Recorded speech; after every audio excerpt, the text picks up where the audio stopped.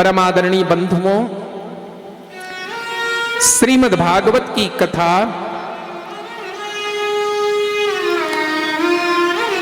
एक समुद्र की तरह है, सागर की तरह। भगवान की कथा ये कहें पवित्र नदी गंगा की तरह है। और आपको पता है कि एक तरफ भगवान की कथा पवित्र गंगा नदी की तरह है। गंगा पापम शशि तापम दैन्यम कल्पतरुस्थता। गंगा पाप का विनाश करती है और भागवती गंगा अंतःकरण में, मन बुद्धि चित्त में व्याप्त वासनाओं का संहार करती है, व्याप्त वासनाओं का निवारण करती है। हमारे मन में जो पाप के कीटाणु हैं ना, उनको ये पवित्र गंगा धो डालती है। गंगा में स्नान करने के लिए घर से निकलना पड़ता है। गंगा आपके दरवाजे नहीं जाएगी, आपको गंगा में नहाने के लिए घर से निकलना पड़ेगा। समय, स्वास्थ्य और संपत्ति का ध्यान रखते हुए आप सभी इस भागवत भागीरथी गंगा में सादर आमंत्रित हैं स्नान पान गान के लिए। महोदय, जब कभी आप गंगा में स्नान करने जाते हैं, जब कभी, तो आपके दोनों चरण गंगा में डूब जाते हैं। देवता आकाश मार्ग से फूलों की वर्षा करते हैं, सुमन बरसाते हैं। कहते ऐ मनुष्य, आज तेरे दोनों चरण गंगा में डूब गए, तू कितना भाग्यशाली है। साक्षात नारायण की तरह हो गया। जैसे नारायण के चरणों से गंगा निकली है, वैसे ही तेरे दोनों चरण गंगा में डूब गए।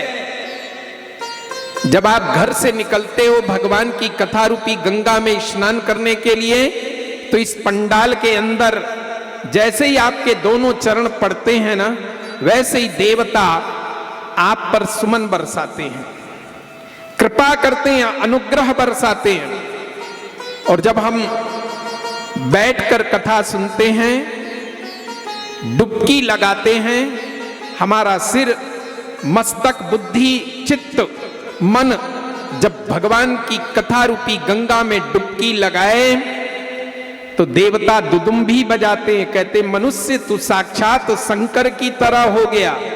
जैसे शंकर जी के मस्तक पर गंगा है ना, जटा में गंगा, वैसे ही तेरी बुद्धि रूपी जटा में भी भगवान की कथा रूपी गंगा है। और जब हम गंगा स्नान करके बाहर आते हैं, तो किसी पात्र में पवित्र गंगा का जल भर कर लाते हैं, लोटे में, कमंडल में। उसी प्रकार जब हम पात्र में गंगा का जल लेकर लौटते हैं, द्वार पर पहुंचते हैं, तो देवता घर में हमारी आरती उतारते हैं। उसी प्रकार इस मंच से जब आप भगवान की कथा रूपी गंगा का पवित्र जल लेकर अपने घर की ओर प्रस्थान करते हैं, तो देवता आपके दरवाजे पर आपकी आरती उतारते हैं। क्योंकि हमने हृदय रूपी कमंडल में भगवान की भागवत रूपी कथा गंगा को प्रवेश करा कर आए। महोदय, ये गंगा समग्र पापों का संहार करती है। एक अर्थ में भगवान की कथा बहती हुई गंगा है। गोस्वामी जी ने रामायण में भी लिखा, पूछे रघुपति कथा प्रसंगा, सकल लोक जग पावनी गंगा। श्री राम जय राम जय जय राम, श्री राम जय राम जय जय राम। पूछे रघुपति कथा प्रसंगा, सकल लोक जग पावनी गंगा, सारे संसार को पावन करने वाली भगवान की कथा रूपी गंगा है। हमारा सौभाग्य है कि हम उस गंगा में स्नान यदि नहीं कर पा रहे हैं तो कम से कम भागवत भागीरथी, भागवत रूपी गंगा हमारे दरवाजे में आई है। अब यहां आने के बाद भी हम इस गंगा स्नान से वंचित हो जाए तो इससे बढ़कर हमारा दुर्भाग्य और क्या हो सकता है। हम कथा रूपी गंगा में प्रवेश करें और भगवान की कथा रूपी गंगा में स्नान करें। एक बात याद रखना, तुलसी को सामान्य वृक्ष मत समझना, तुलसी देवी है। गंगा को सामान्य पानी मत समझना, गंगा देवी है। उसी प्रकार भगवान की कथा को कहानी मत समझना, साक्षात भगवान है ये। तेनेयम वाणमय मूर्तिम प्रत्यक्षाम वर्तते हरिहि। तेनेयम वाणमय मूर्ति, ये भगवान की वाणमय मूर्ति है। प्रत्यक्षाम वर्तते हरि, प्रतिदिन भगवान का दर्शन इस कथा के माध्यम से हमें होता है। महोदय, प्रत्येक व्यक्ति के हृदय में आत्मा निवास करती है, प्राण निवास करते हैं। भगवान ने हमें, लोग कहते हैं कि जितने दिन की आयु है उतने दिन जिंदा रहेंगे, लेकिन एक बात याद रखना, भगवान ने हमें आयु देकर नहीं भेजा। हाँ, कि हम इतना महीना, इतना साल, इतने दिन, इतने तारीख तक जिंदा रहेंगे, ये ऐसी आयु लिखकर देकर परमात्मा ने हमें नहीं भेजा। तो परमात्मा ने क्या देकर भेजा? परमात्मा ने श्वास देकर भेजा है, गिनती के श्वास देकर भेजा है। प्राण आयु देकर नहीं भेजा, श्वास देकर भेजा है। आप जितना इस श्वास श्वास पर नाम भजोगे, वृथा श्वास मत खोए, ना जाने या सांस को आवन हो या ना हो। एक एक श्वास भगवान के नाम से सजता रहे। बस जितने दिन सांस चल रही है उतने दिन भगवान का नाम जपते रहें, भगवान का भजन करते रहें। यही हमारे मनुष्य शरीर धारण करने का पूर्ण रूपेण कर्तव्य है। जो काम हम दूसरे शरीर में नहीं कर पाए, आपको पता है या ना हो कोई बात नहीं, शायद आपको पता नहीं है कि ये प्राण, ये आत्मा कितनी योनियों की यात्रा करके आई है। पता है? इसके पहले आप किस योनि में थे आपको मालूम है? किसी को नहीं मालूम कि इसके पहले हम किस योनि में थे। कोई कुत्ते की योनि में, कोई सांप की योनि में, कोई छछुंदर की योनि में, कोई चूहे की योनि में, ना जाने हम किस योनि में थे। भगवान ने करुणा करके हमें ये मनुष्य की योनि में भेजा है, और भेजा तो आयु देकर नहीं भेजा, सांस देकर भेजा है। एक एक सांस, महोदय, प्रत्येक व्यक्ति का कर्तव्य होता है कि श्वास की कीमत को समझे और प्रत्येक श्वास पर भगवान का नाम जपे। ये भागवत का सिद्धांत है। मैं आपसे निवेदन करूं, ये बात सत्य है। भगवान सुखदेव पधारे हैं, गंगा के पवित्र तट पर आनंद नाम के घाट पर विराजमान हैं। महाराज परीक्षित श्रोता बनकर बैठे हैं। परीक्षा, परीक्षार्थी, परीक्षक और परीक्षित, जीवन की परीक्षा में हम सब परीक्षार्थी बनकर बैठे। और सद्गुरुदेव भगवान परीक्षक बनकर हमारी परीक्षा लेते हैं, और इस परीक्षा में जो सफल हो गया वही तो परीक्षित है। आप जीवन में परीक्षित बनिए। महोदय, हम परीक्षित बनकर भगवान की कथा सुने। यही हमारे जीवन का परीक्षण है कि हम भगवान की कथा में प्रेम करें। महोदय, परीक्षित बैठे हैं, सुखदेव से प्रश्न किया, गुरुदेव आप हमें भगवान की लालित्यमयी लीलाओं का वर्णन करें। सुखदेव ने कहा, परीक्षित, संसार में किसी को पता नहीं कि मेरी मृत्यु कब होगी, लेकिन हे परीक्षित, तुम्हें तो पता है ना कि 7वें दिन मेरी मृत्यु होगी। अच्छी तरह पता है, और यह भी पता है कि तक्षक सर्प के काटने से मेरी भयानक मृत्यु होगी, यह भी तुम्हें पता है। और को तो पता भी नहीं है कि हमें कब मरना है। देखो, एक बात याद रखना, पैदा होने के लिए सबको पता है ना। पेट में जिस दिन आप आए हो, ठीक है ना, 7 महीना 8 महीना, कोई 27 में पैदा होता है, कोई 8वें महीने में, कोई 9वें और 10वें, है ना। प्राय 9वें महीने में संतान का जन्म हो जाता है। तो ये तो सबको पता है कि 9वें महीने में हमको पैदा होना है, सबको पता है, लेकिन किसी को ये नहीं पता कि हमें मरना कब है। सही है कि नहीं? पता तो सबको है कि हमें 9वें महीने में पैदा होना है, लेकिन मरना कब है ये पता किसी को नहीं है। इसलिए जब पैदा हुए हो तो आपका धर्म बनता है, आपका कर्तव्य बनता है कि आप भगवान की कथा से जुड़े। संसार में आए हो, इस संसार में सब कुछ है, दुख सुख पाप पुण्य दिन रात, सुख दुख पाप पुण्य दिन राति, सब कुछ इस संसार में है। लेकिन भगवान की कथा बहुतों को दुर्लभ है। हर कोई भगवान की कथा में प्रवेश नहीं कर पाता। जिस पर भगवान का अनुग्रह बरसता है, जिस पर भगवान कृपा करते हैं, उसका कान पकड़कर भगवान कथा मंडप में ले आते हैं। अगर आपकी इच्छा हो जाए कि हमें भगवान की कथा में जाना है, तो समझ लेना कि भगवान की इच्छा है, आपकी इच्छा नहीं है। अपनी इच्छा से आप नहीं आते हैं, भगवान की इच्छा से।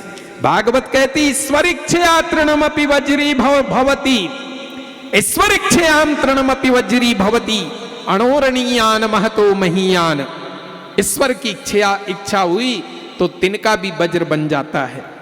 ईश्वर ने इच्छा की, करुणा की इस मनुष्य शरीर पर, तो हमें भगवान की कथा श्रवण करने का सौभाग्य मिला, और आप सभी पधारे हो, ये भी हमारा परम सौभाग्य है। सुखदेव ने परीक्षित से कहा, 7वें दिन मृत्यु निश्चित है, और मृत्यु का भय हर किसी को है।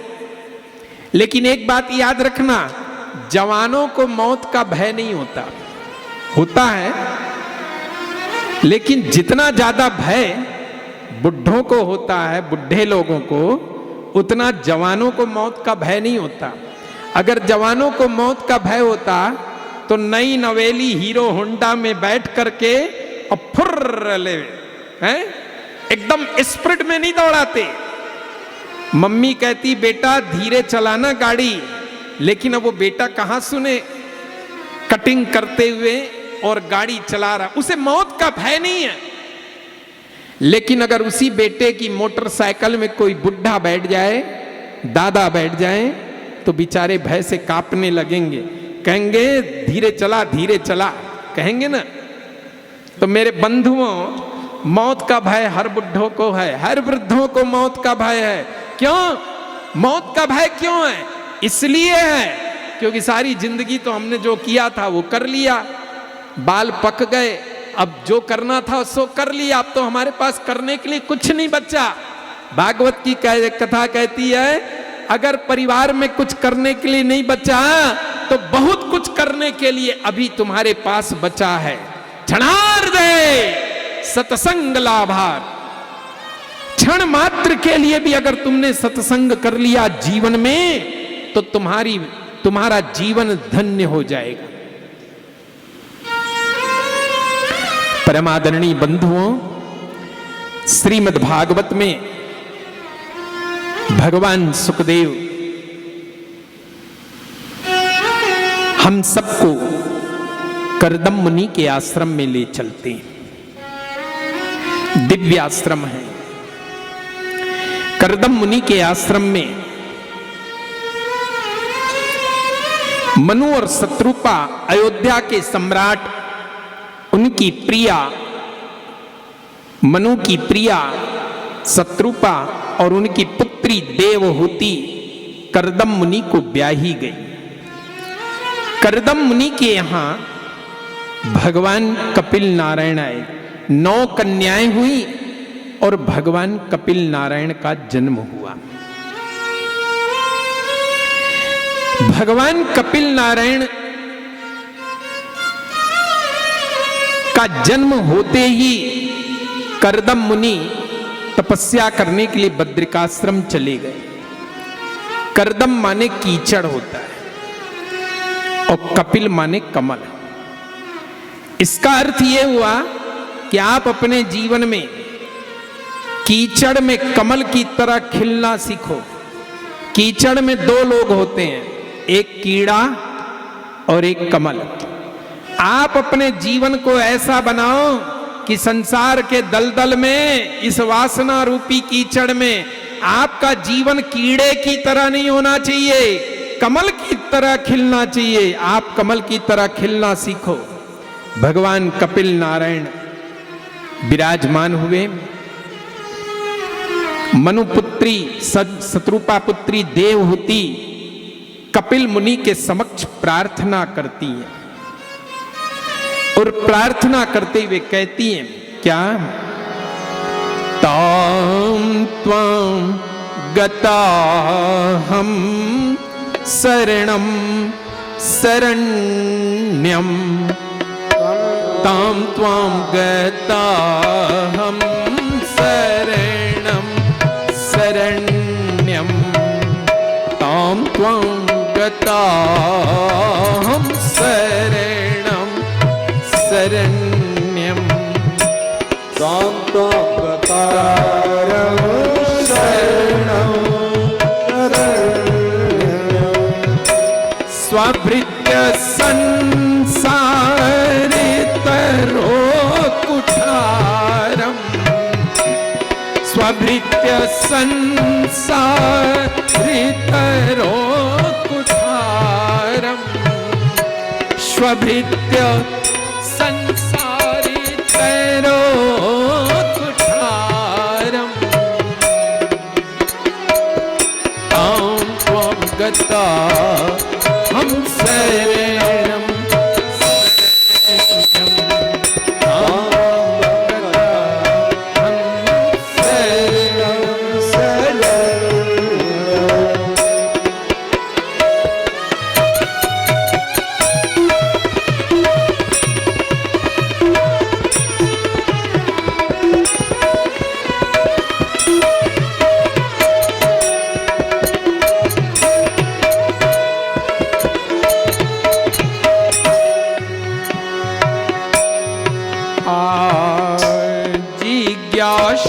जिज्ञासयाहं प्रकृते पुरुषस्य, जिज्ञासयाहं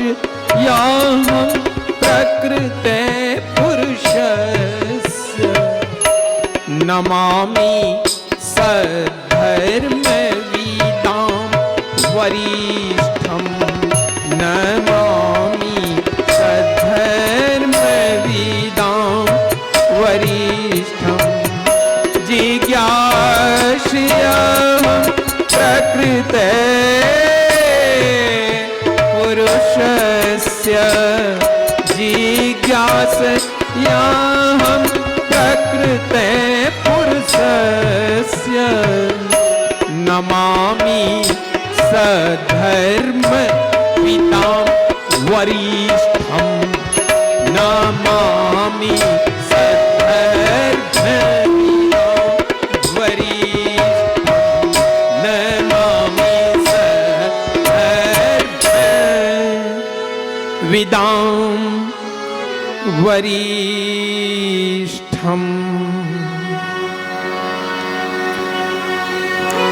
तां त्वां गताहं शरणं शरण्यम।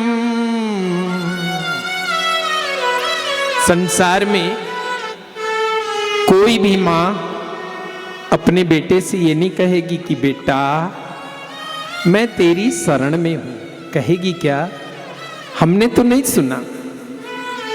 कभी भी कोई मां अपने बेटे से नहीं कहती कि मां बेटा मैं तेरी शरण में हूं, नहीं।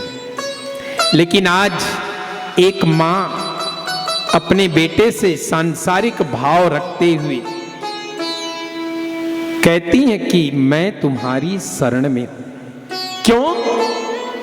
क्योंकि तुम शरणागतों को शरण देने वाले। एक बार जो तुम्हारी शरण में आ गया आप उसका प्रतिपालन करते हो। मैं तुम्हारी शरण में हूं। ऐसा क्यों कह रही है? देवहूति इसलिए कहती भगवान से क्योंकि देवहूति ने सोचा कि संसार के नाते में तुम मेरे बेटे हो, लेकिन जगत के पिता होने के नाते, संसार के मालिक होने के नाते मैं तुम्हारी शरण में हूं, मेरा प्रतिपालन करो। देवहूति के मन में इच्छा थी कि मैं श्रेष्ठ पति की पत्नी बनूं और श्रेष्ठ पुत्रों की जनिता बनूं। ये इच्छा थी। हर कन्या चाहती है कि मेरा होने वाला पति श्रेष्ठ हो और मैं श्रेष्ठ पुत्रों की माता बनूं। प्रत्येक संसार की प्रत्येक माताओं की, बहनों की दो इच्छा होती है। पहली इच्छा श्रेष्ठ पति की पत्नी बनना चाहती है और दूसरी इच्छा श्रेष्ठ पुत्रों की मां बनना चाहती है। बस दो से तीसरी इच्छा संसार में किसी माताओं बहनों की नहीं होती। और ये सौभाग्य देवहूति को मिला। कर्दम जैसे ऋषि की पत्नी होने का सौभाग्य मिला और कपिल जैसे पुत्रों की माता बनने का सौभाग्य मिला। श्रेष्ठ पति और श्रेष्ठ पत्नी, तंदुरुस्त दांपत्य जीवन का निर्वाह किया। श्रीमद् भागवत की कथा दांपत्य जीवन को तंदुरुस्त बनाने वाली है। जिनका दांपत्य जीवन बीमार पड़ गया उसको तंदुरुस्त बनाती है। पति पत्नी में प्रेम कैसे होना चाहिए ये कथा सिखाती है। आज जगत नियंता, जगत के अखिल ब्रह्मांड के मालिक परमात्मा पुत्र के रूप में आए, बेटा बनकर आए। क्यों? बस आप अपने घर को आश्रम बना लीजिए, भगवान को बुलाना नहीं पड़ेगा, वो स्वयं दौड़ कर आएंगे बिना बुलाए। पहले तो मकान बनाओ। मकान का निर्माण ईंटा, पत्थर, रेती, गिट्टी, सीमेंट से हुआ और मकान बनकर तैयार हो गया तो घर में श्रेष्ठ पत्नी लाकर विवाह करके श्रेष्ठ पत्नी लाओ और उस मकान को घर बनाओ, क्योंकि बिना पत्नी के घर नहीं बनता। मकान को घर बनाओ और जब पति पत्नी दोनों प्रेम पूर्वक रहे, आदर पूर्वक रहे, सम्मान पूर्वक उस घर में रहे तो धीरे से वह घर आश्रम बन जाता है। और जहां आश्रम बना तो परमात्मा को बुलाना नहीं पड़ता, परमात्मा स्वयं चले आते। बस आप अपने घर को आश्रम बनाइए। आश्रम कैसे बनेगा? आप रामचरितमानस के अयोध्या कांड में चलिए। भगवान राम वाल्मीकि जी के कुटिया में पधारे। वाल्मीकि की कुटिया कोई सामान्य कुटिया नहीं है। गोस्वामी जी कहते हैं आश्रम है। राम जी ने क्या देखा वाल्मीकि की कुटिया में? उस आश्रम में क्या देखा? 3 बातें देखी। हमारे परिवार में, हमारे घर में 3 बातें होंगी तो भगवान को बुलाना नहीं पड़ेगा, स्वयं चले आएंगे। वाल्मीकि जी ने भगवान को बुलाया नहीं, राम जी को, राम जी स्वयं आए। प्रमाण देखत बन सरसैल सुहाए, देखत बन सरसैल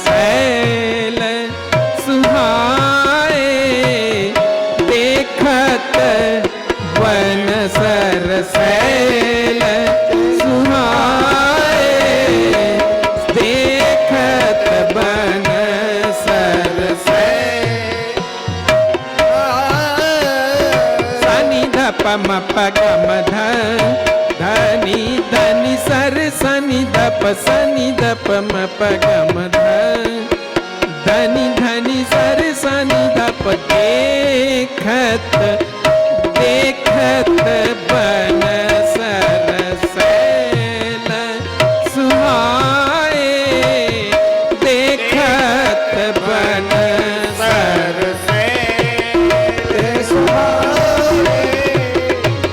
वाल्मीकि आश्रम प्रभु आए वाल्मीकि आश्रम प्रभु आए वाल्मीकि आश्रम प्रभु आए सनि ध प म प ग म ध धनि धनि सर सनि ध प सनि ध प म प ग म ध धनि धनि सर सनि ध प सनि ध प म ग म ध धनि धनि सर सनि ध प देखत बन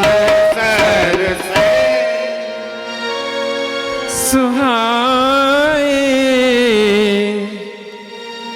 तीन बातें देखी। देखत वन सर सैल सुहाए।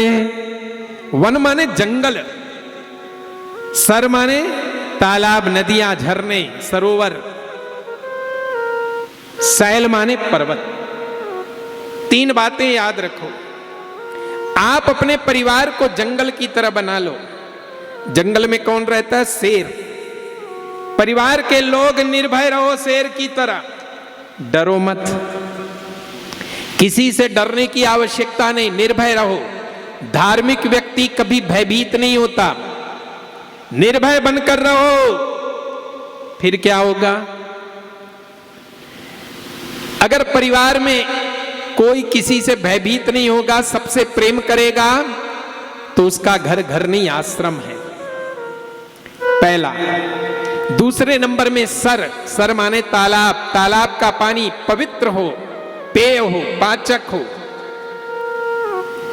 पवित्रता होनी चाहिए परिवार में, निर्भयता हो, पवित्रता हो और स्थिरता हो। पर्वत की तरह, जैसे पर्वत स्थिर होता है ना, हिलता डुलता नहीं है, वैसे ही आप अपने कर्तव्यों के प्रति स्थित प्रज्ञ रहो, स्थिर बनो। भगवान को बुलाना नहीं पड़ेगा, दौड़ कर आएंगे। जिस परिवार के लोग निर्भय होते हैं, जिस परिवार में पवित्रता होती है और जिस परिवार में लोग अपने कर्तव्यों के प्रति, अपने संस्कारों के प्रति अडिग रहते हैं, ऐसे परिवार में परमात्मा को बुलाना नहीं पड़ता। शबरी ने बुलाया नहीं, राम जी ने देखा कि सबरी की कुटिया कुटिया नहीं आश्रम है, राम जी दौड़ कर चले आए। प्रमाण, ताही देई गति राम उदारा ताही। कुल्हाड़ी कहा, क्यों? देवहूति ने सोचा भगवान कुल्हाड़ी है और कुल्हाड़ी का काम है, कुल्हाड़ी का एक नाम परसू है और लकड़ी काटने के दो औजार हैं, दो। पहले नंबर में कुल्हाड़ी और दूसरे नंबर में बसुला। बसुला से जब आप लकड़ी छीलते हो ना, काटते हो, बसुला समझ रहे हो ना? यहां जो भी बोलते हो हम लोग बसुला कहते हैं। उससे जब लकड़ी काटते हैं ना, तो लकड़ी के छोटे छोटे टुकड़े हमारे पास आएंगे, ऐसे ऐसे काटते हैं। तो सही है कि नहीं? बसुला कहती जो कुछ है सो मेरा है, काटे लकड़ी सब मेरा है। उसके छोटे छोटे टुकड़े हमारे पास आ जाते ना। लेकिन कुल्हाड़ी से जब लकड़ी काटोगे ना, तो उसके छोटे छोटे टुकड़े चारों दिशाओं में फैल जाते हैं। कुल्हाड़ी कहती मेरा नहीं, तेरा भी है, तेरा भी है, तेरा भी है, तू भी ले जा, तू भी ले जा, तू भी ले जा। कुल्हाड़ी बांटने का काम करती है और बसुला कहती जो कुछ है सो मेरा है। देवहूति ने कहा हे कपिल, तुम केवल काटते नहीं हो, समाज को बांटते भी हो, समाज में वितरण करते हो, सबको प्रसाद बांटते हो, ज्ञान का, धर्म का, भक्ति का, प्रेम का, वैराग्य का प्रसाद सबको बांटते हो। आप धन्य हो गोविंद नारायण, धन्य हो, कुल्हाड़ी के समान हो। इसीलिए दान को भी कुल्हाड़ी की संज्ञा दी गई। वेद कहता है मनुष्य मातृदेव भव, पितृदेव भव, आचार्य देव भव, अतिथि देव भव। पुराने जमाने में हमारी कुटिया में, मकान के आगे पुराने जमाने में लिखे रहते थे ये मंत्र, मातृदेव भव, पितृदेव भव, आचार्य देव भव, अतिथि देव भव। इस घर में जो भी आता है उस अतिथि को भगवान मानकर, देवता मानकर पूजा जाता है। लिखा रहता था दरवाजे में, अतिथि देव भव। अरे हमसे अच्छे तो विभीषण की कुटिया है। विभीषण की कुटिया में क्या लिखा है? राम द्वार लिखा है ना। हनुमान जी ने सारी लंका में आग लगा दी, लेकिन विभीषण की कुटिया में नहीं। क्यों? क्योंकि राम द्वार लिखा था। और गोस्वामी जी स्वयं लिखते हैं, राम द्वारे तुम रखवारी। जिसके घर के मकान के आगे राम द्वार लिखा रहेगा ना, उसकी चौकीदारी हनुमान जी करते हैं। पुराने जमाने में लिखा रहता था राम अतिथि देव भव। आजकल भी लिखा रहता है, लेकिन क्या लिखा रहता है दरवाजे में? कुत्ते से सावधान। क्या लिखा रहता है? लिखा रहता है ना, कुत्ते से सावधान। ऐसा लगता है कि इस मकान के अंदर जितने लोग हैं सब मेरे भैया, अपनी संस्कृति को मत भूलो। संस्कारों की और संस्कृति की जननी रामायण और भागवत है। संस्कार पीठ है श्रीमद् भागवत, संस्कृति पीठ है। महोदय, अतिथि देव भव। उसके बाद वेद में लिखा है, ऐ मनुष्य तू अर्यमा भव। अर्यमा भव, परशुल भव। परशुल माने कुल्हाड़ी बन। भगवान, वेद भगवान ने हम सबसे कहा है कि ऐ मनुष्य तू परशुल भव। परशुल माने कुल्हाड़ी बन। देवहूति कहती, प्रभु आपने तो हमको वेद में कह दिया, इंसानों को, हम इंसानों को आपने कह दिया कि परशुल भव, कुल्हाड़ी बनो। इसी संसार में तुम भी इंसान बनकर आए हो, इसलिए आज तुम भी कुल्हाड़ी बनो। और इसीलिए देवहूति भगवान से कहती, तुम कृपालु नहीं, वेद की संस्कृति का निर्वाह करने वाले कुल्हाड़ी बनो, परशुल बनो। और कहा भी क्या? स्वभृत्य संसारितरो कुठरम, स्वभृत्य संसारितरो कुठरम, स्वभृत्य संसारितरो कुठरम, स्वभृत्य संसारितरो कुठरम। रामायण भी कहती है कुल्हाड़ी बांटने का काम करती है, देने का। गोस्वामी जी लंका कांड में लिखते हैं, दान परस बुद्ध शक्ति प्रचंडा, ये पर विज्ञान कठिन को तंडा, वर विज्ञान कठिन को तंडा। कुल्हाड़ी बन कुल्हाड़ी, अर्यमा भव, परशुल भव। वेद कहता है महोदय, जिज्ञासयाहम प्रकृते पुरुषस्य। मेरे मन में जिज्ञासा है, प्रकृति क्या है और पुरुष क्या है। एक बात ध्यान से सुनिए, प्रकृति किसे कहते हैं? इंसान की बनाई हुई रचना को कृति कहते हैं। क्या कहते हैं? कृति। ये मंडप का निर्माण किसने किया? इंसान ने। इस मंडप के निर्माण की इस रचना को क्या कहेंगे? कृति। इंसान के द्वारा बनाई गई रचना कृति कहलाती है और भगवान के द्वारा बनाई गई रचना प्रकृति कहलाती है। भगवान के द्वारा बनाई गई रचना सुंदरता प्रकृति कहलाती है। हम सब भगवान के बनाए हुए हैं, इसलिए हम सब प्रकृति के प्राणी हैं। प्रकृति में हमारा आगमन हुआ, हम सब प्रकृति में हैं। एक कृति और एक प्रकृति। इंसान के द्वारा बनाया गया कृति है, भगवान के द्वारा बनाई गई प्रकृति है। प्रकृति में माया है, कृति में माया नहीं है, कृति में छाया है, प्रकृति में माया है। हम सब माया के अधीन हैं क्योंकि प्रकृति के अधीन है। बस हम सब प्रकृति के अधीन हैं, इसलिए माया के अधीन है। और जो माया के मालिक, प्रकृति के मालिक भगवान का भजन करते हैं, वो प्रकृति से परे अर्थात माया से परे। क्यों? मायातीत है और भगवान मायाधीश है। एक जीवात्मा है, एक महात्मा है और एक परमात्मा है। जीवात्मा माया के अधीन, महात्मा माया से परे हटकर दूर, और परमात्मा माया के मालिक है। हम सबके मालिक कौन है?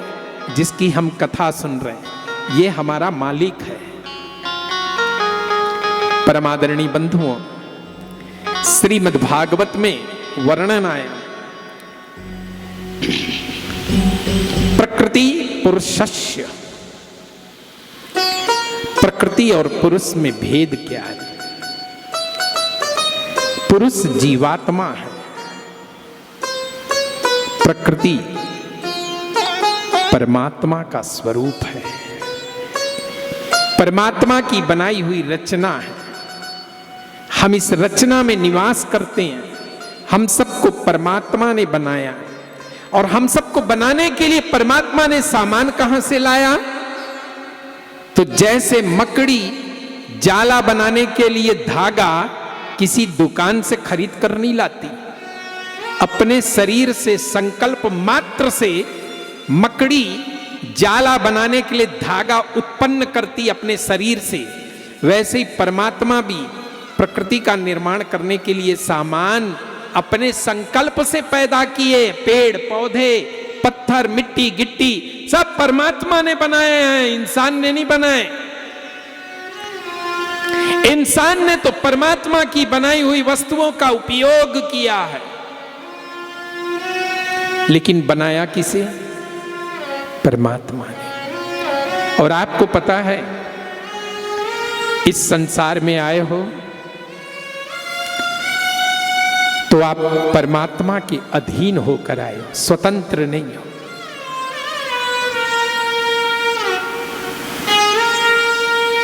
याद रखना, जीव स्वतंत्र नहीं है, परमात्मा स्वतंत्र है।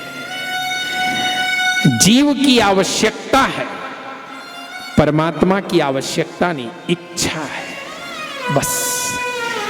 जीव जो करता है उसे कर्म कहते हैं, परमात्मा जो करते हैं उसे लीला कहते हैं। लीला का फल परमात्मा को नहीं भोगना पड़ता, कर्म का फल जीवात्मा को भोगना पड़ता है। हम जो करते हैं कर्म है, हम अंश हैं। मोमबत्ती जलाइए, उसकी लौ हमेशा ऊपर जाएगी, नीचे नहीं जाएगी। ऐसे करो उल्टा तो मोमबत्ती की लौ ऊपर जाएगी ना, क्योंकि अग्नि सूर्य का अंश है और अग्नि सूर्य में मिलना चाहती है, इसलिए वो ऊपर जाती लौ, नीचे नहीं जाती। पानी समुद्र का अंश है, समुद्र अंशी है, पानी अंश है, टुकड़ा है समुद्र का, इसलिए पानी का प्रवाह हमेशा नीचे की ओर बहता है। वो समुद्र में मिलना चाहता है, बिंदु सिंधु में मिलकर पूर्णता को प्राप्त होती है, सरिता सागर में मिलकर पूर्णता का बोध करती है। महोदय, पानी का स्वभाव समुद्र में मिलना, अग्नि का स्वभाव सूर्य नारायण से मिलना, पत्थर के टुकड़े को ऊपर फेंकिए, वो ऊपर नहीं रहेगा, नीचे ही गिरेगा। क्यों?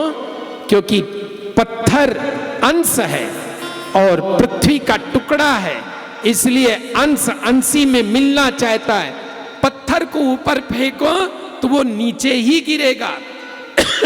अंश का स्वभाव है कि वो अंशी में मिलना चाहता है। तो जैसे पत्थर का टुकड़ा पृथ्वी में मिलना चाहता है, अग्नि सूर्य से में मिलना चाहती है, बिंदु जल की बिंदु, पानी की बिंदु, बूंद समुद्र में मिलना चाहती है, वैसे ये जीवात्मा परमात्मा में मिलना चाहता। बस इसी का नाम सांख्य शास्त्र है। जिस माध्यम से जीवात्मा परमात्मा में विलीन हो जाए, उस शास्त्र को सांख्य शास्त्र कहते हैं। भगवत गीता के सांख्य शास्त्र में का नाम निर्बीज सांख्य शास्त्र है। भागवत के में सांख्य शास्त्र का वर्णन हुआ। भागवत का सांख्य शास्त्र सबीज है, भगवत गीता का सांख्य शास्त्र निर्बीज है।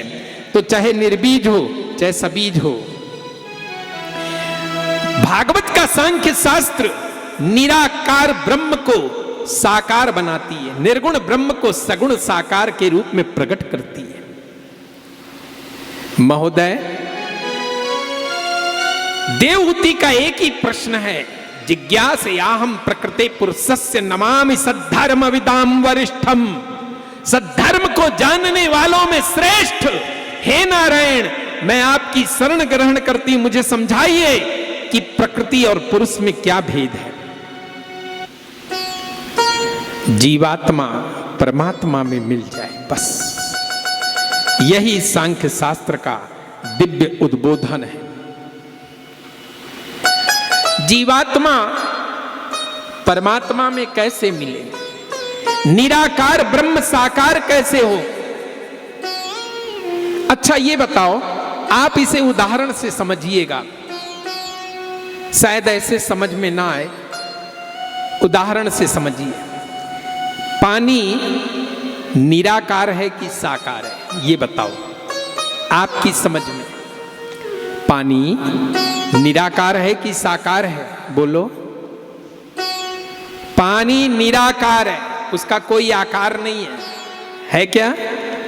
कटोरी में डाल दो तो कटोरी का रूप ले ले, अंजलि में डाल दो तो अंजलि का रूप ले ले, गिलास में डाल दो पानी तो गिलास का रूप ले ले, बोतल में डालो तो बोतल का रूप, और परात में डालो तो परात का रूप, बाल्टी में डालो बाल्टी का रूप।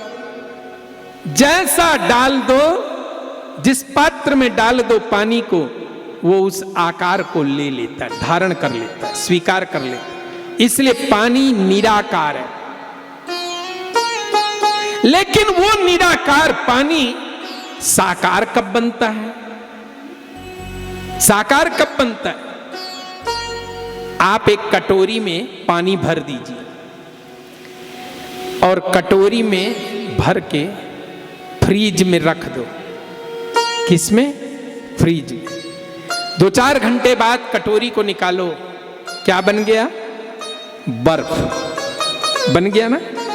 अब वो पानी आकार ले लिया, साकार हो गया, अभी तक निराकार था। निराकार ब्रह्म पकड़ में नहीं आता। आप पानी को पकड़ लोगे क्या? बोलो। एक गिलास पानी है आपके, एक बाल्टी पानी है, एक बाल्टी पानी में हाथ डालकर पानी पकड़ के बाहर निकालो, निकाल लोगे? क्योंकि वो निराकार है। निराकार ब्रह्म पकड़ से बाहर है। लेकिन वही निराकार पानी जब कटोरी में डालकर फ्रीज में रख दिया जाता है ना, तो वो पकड़ में आ जाता है। वही पानी बर्फ का रूप ले लेता है, साकार रूप ले लेता है, और बर्फ को हर कोई हाथ में पकड़ सकता है ना। वो पकड़ में आने वाला ब्रह्म बन जाता है। तो निराकार ब्रह्म को सगुण साकार ब्रह्म के रूप में पकड़ने के लिए पानी को बर्फ बनाने की आवश्यकता है। तो ये बर्फ कैसे बनेगा? निराकार ब्रह्म पानी है, और पानी है तो पानी को विश्वास और श्रद्धा की कटोरी में भर दो। ठीक है? आस्था की, श्रद्धा की, विश्वास की कटोरी में पानी को भर दो और निष्ठा के फ्रीज में रख दो, भरोसे के फ्रीज में। निष्ठा, आपका की श्रद्धा, आपका विश्वास, आपकी निष्ठा निराकार पानी को साकार बर्फ के रूप में परिवर्तित कर देगी। अब वो पकड़ में आने वाला ब्रह्म हो जाएगा। कपिल मुनि की पकड़ देवहूति और कर्दम ने कैसे की? निराकार ब्रह्म को अपनी निष्ठा, श्रद्धा और विश्वास की कटोरी में रखकर, निष्ठा के फ्रीज में रखकर और उसे पकड़ा है।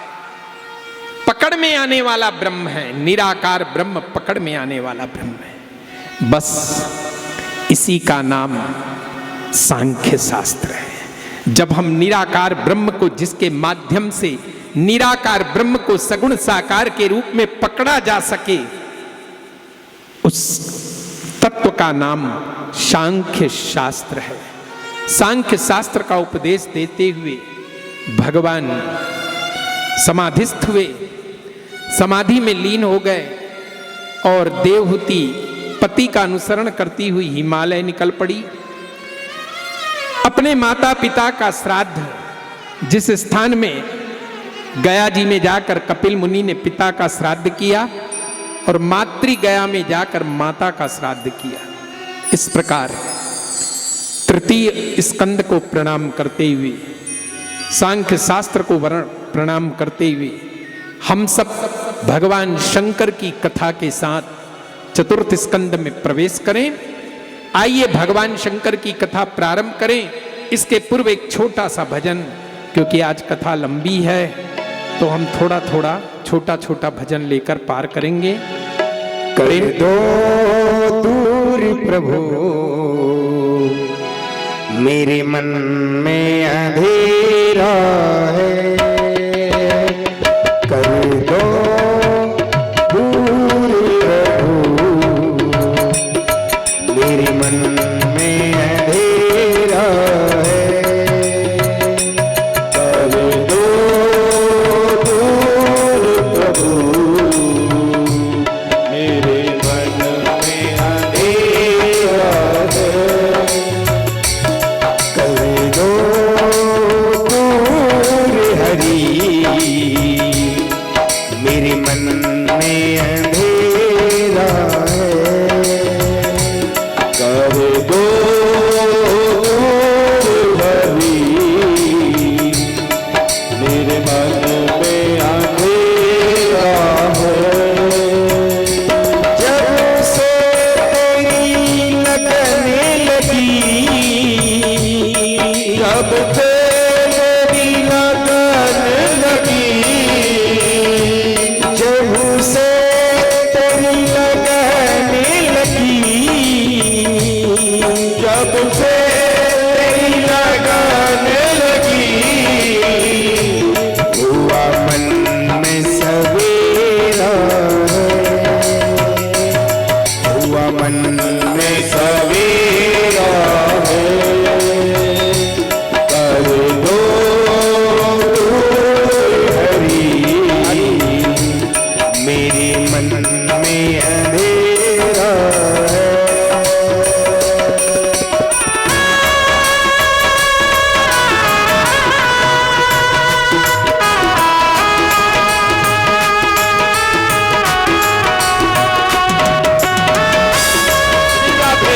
तालियों की सेवा करते हुए प्रेम के साथ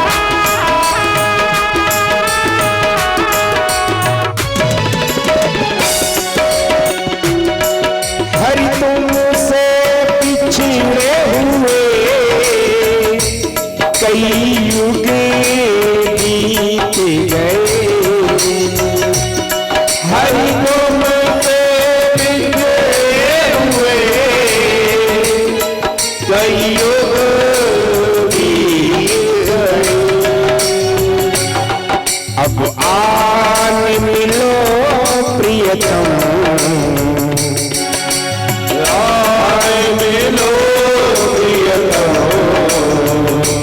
मेरे मन में प्यार तेरा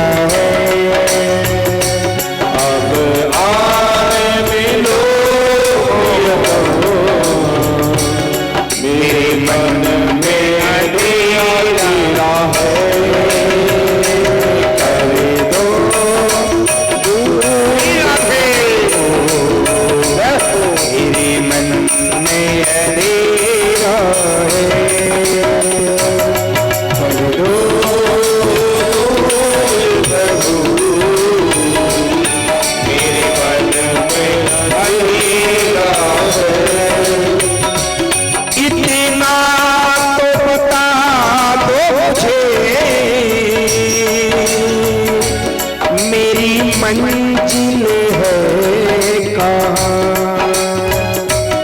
इतना तो बता दो मुझे, मेरी मंजिल है कहाँ।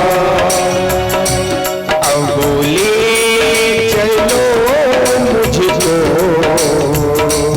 जहाँ भक्तों का डेरा है। अब बोले चलो मुझको जहाँ भक्तों का डेरा है। करे दो हरी मेरे मन